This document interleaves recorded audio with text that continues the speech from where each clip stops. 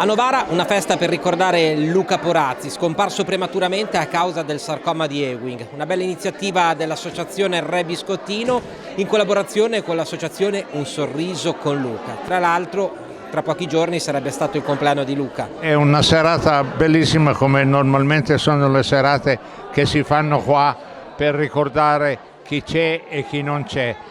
Abbiamo conosciuto tutta questa storia grazie appunto a quel famoso intervento Camere. Ti ricordi che mi avete fatto venire a Camere?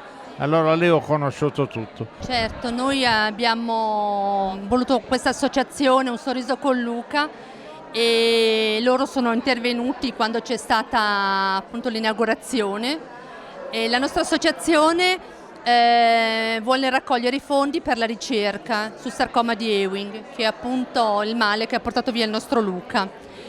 Il sarcoma di Ewing è una forma tumorale molto rara che colpisce i bambini e i ragazzi.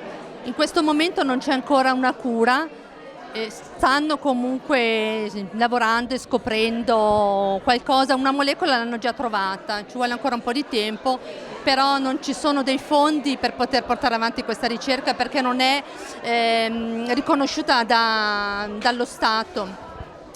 E adesso noi abbiamo già raccolto, con l'anno passato abbiamo già raccolto una bella somma, consegneremo una borsa di studio a nome di Luca per la ricerca sul sarcoma di Ewing. Questa sera, oltre a raccogliere i fondi da destinare non solo alla beneficenza ma proprio alla ricerca, perché così si può adottare tra virgolette un ricercatore, abbiamo inserito anche buon compleanno, perché fra qualche giorno era il compleanno di Luca. Allora noi vogliamo ricordarlo, oltre a raccogliere la beneficenza vogliamo fare anche una festa per ricordare Luca, e poi volevo così trovare l'occasione per ringraziare tutto il mio staff che mi segue sempre.